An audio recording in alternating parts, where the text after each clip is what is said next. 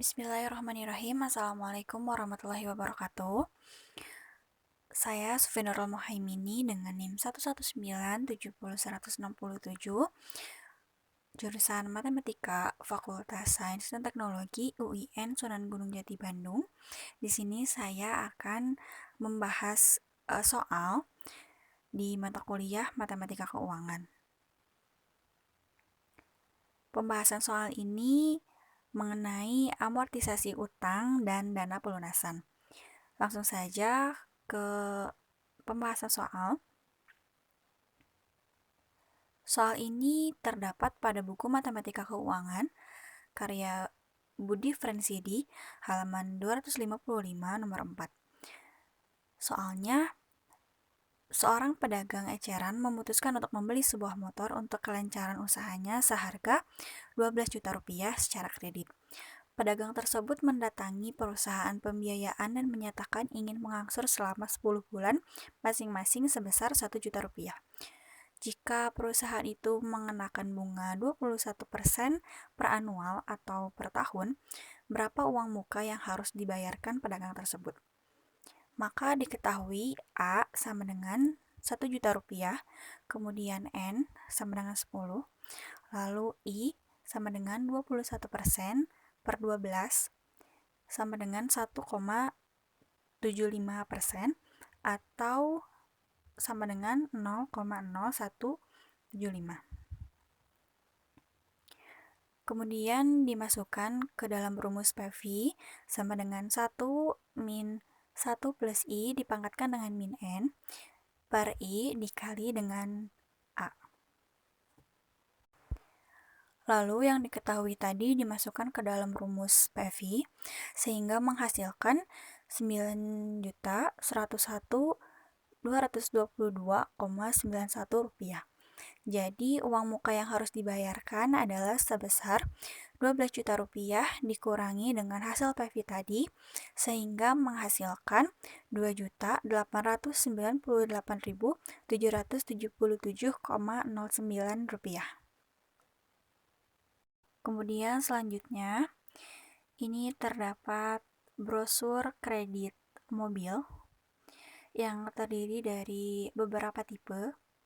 Tipe yang akan saya pilih adalah Brio Satya SMT dengan harga 158 juta rupiah dengan tenor 12, 24, 36, 48, kemudian ada 60 dengan angsuran yang berbeda-beda. Lalu di sini saya akan mencari bunganya. Bunga yang akan saya cari itu terdiri dari tenor 12, tenor 24, kemudian tenor 36. Yang pertama ini ada tenor 12, kemudian ada PV. PV ini didapatkan dari harga asli Brio Satya SMT ini, yaitu sebesar 158 juta rupiah dikurangi dengan DP sebesar 33.100.000 rupiah, sehingga menghasilkan 124.900.000 rupiah. Kemudian periode atau NPR-nya adalah 12. Lalu ada angsuran atau PMT atau cicilan sebesar 11.873.000 rupiah. Dan bunganya kita cari menggunakan fungsi rate pada Excel. Lalu pada fungsi rate ini dimasukkan NPR-nya 12, PMT-nya sekian, PV-nya sekian. Lalu ada FV-nya 0, tipenya juga 0. Sehingga menghasilkan 0,020860542 yang dibulatkan menjadi 2%. Nah, untuk PV-nya sendiri dimasukkan negatif karena agar menghasilkan hasil yang positif. Setelah kita mendapatkan rate-nya tadi, kemudian kita kalikan rate yang didapat tadi, yaitu sebesar 0,0208600542 dikalikan dengan PV yaitu sebesar Rp124.900.000, sehingga menghasilkan Rp2.605.481,696. Selanjutnya tenor 24, PV yang digunakan masih sama dengan yang tadi karena DP-nya masih Rp33.100.000. Periode yang digunakan adalah 24. Kemudian angsuran atau cicilan atau PMT-nya itu sebesar Rp6.408.000 dan bunganya juga dicari menggunakan fungsi yang terdapat pada Excel. Kemudian dimasukkan NPR-nya 24, PMT-nya Rp6.408.000, kemudian PV-nya negatif Rp124.900.000, FP-nya 0, type-nya juga 0, sehingga menghasilkan 0,017363.181 yang dibulatkan menjadi 2%.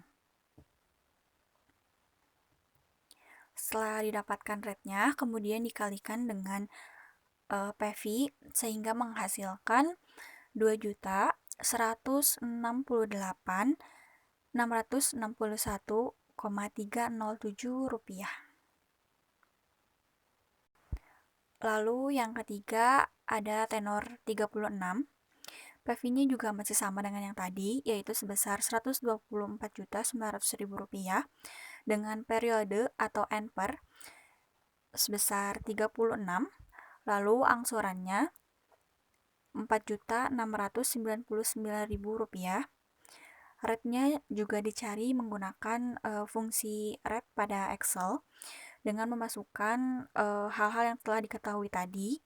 NPR-nya 36, kemudian angsurannya Rp4.699.000, kemudian PV-nya negatif agar hasilnya positif, sehingga hasil yang didapatkan adalah 0,017413994 yang apabila dibulatkan menjadi 2%. Setelah didapatkan tadi rate-nya, kemudian dikalikan dengan PV, sehingga menghasilkan Rp2.175.007,851. Kemudian selanjutnya yang B, yaitu membuat tabel amortisasi terdiri dari tenor 12, tenor 24, dan tenor 36. Yang diketahui awal adalah periode 0 itu saldo KPR-nya adalah Rp124.900.000 dan besar angsuran pada periode pertama yaitu sebesar Rp11.873.000. Kemudian beralih pada bunga. Bunga ini diketahui dari rate yang telah kita hitung tadi, kemudian dikalikan dengan saldo KPR pada periode 0, sehingga menghasilkan Rp2.005.481,70. Sedangkan untuk amortisasi utang pada periode ke-1 itu dihasilkan dari besarnya angsuran periode pertama atau periode ke-1 dikurangi dengan bunga pada periode ke-1 sehingga menghasilkan Rp9.267.518,30. Sedangkan untuk saldo KPR itu diketahui dari saldo KPR pada periode ke-0 dikurangi dengan amortisasi utang pada periode pertama sehingga menghasilkan Rp1.532.481,70. Kemudian hitungan-hitungan tersebut dilanjutkan sampai pada periode ke-12 sehingga menghasilkan hasil pada amortisasi utang yang paling akhir itu sama dengan saldo KPR yang ke-11. Kemudian tenor 24, penghitungannya sama dengan yang tadi. Hal yang diketahui pertama kali adalah saldo KPR sebesar Rp124.900.000 dengan besar angsuran Rp6.408.000 dengan bunga yang didapatkan dari red dikali dengan saldo KPR pada periode 0 sehingga menghasilkan Rp2.168.661.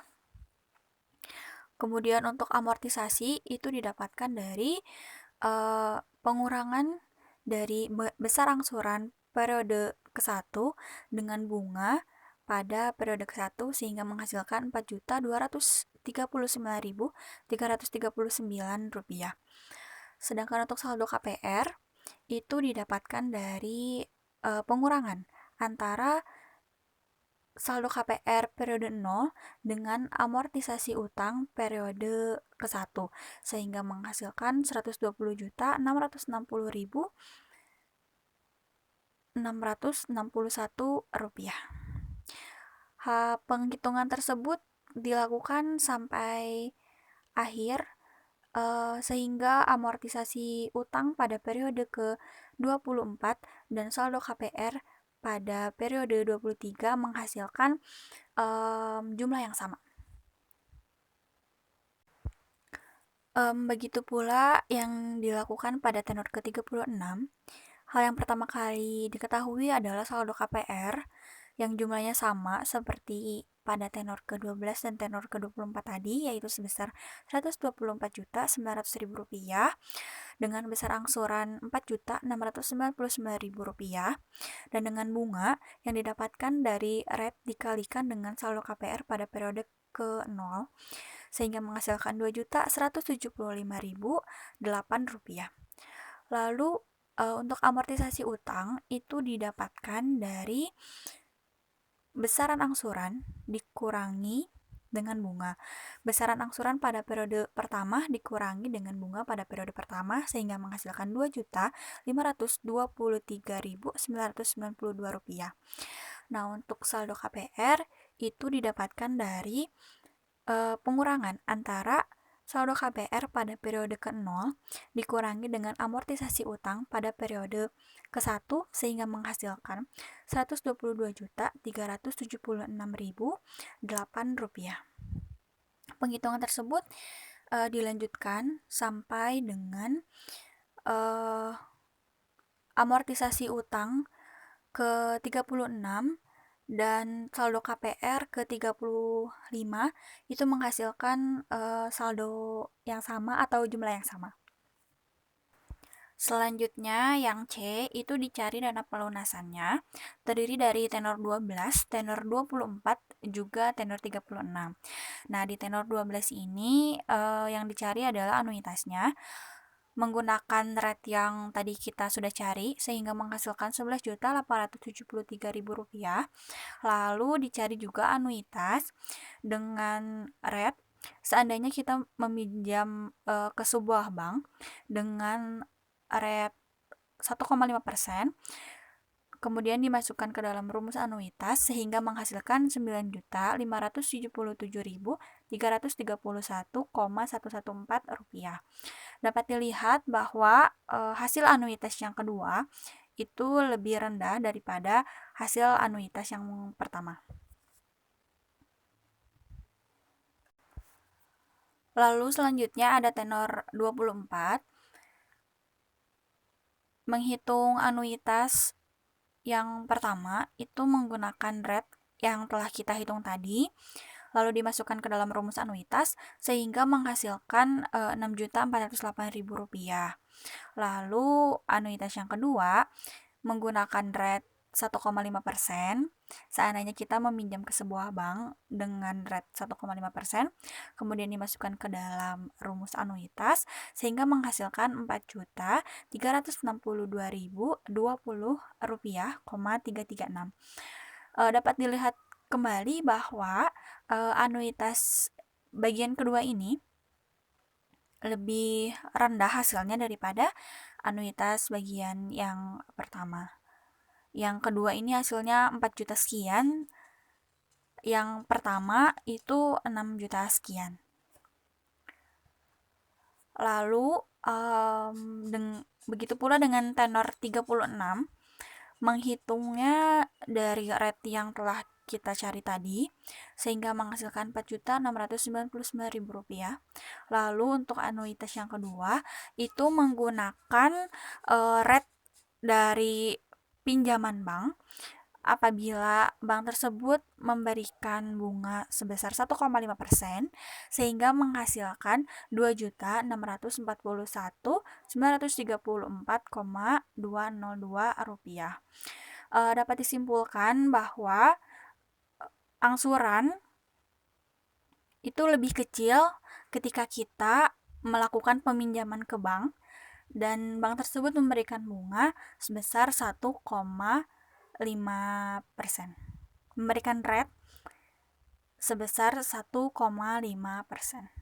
Seperti itu.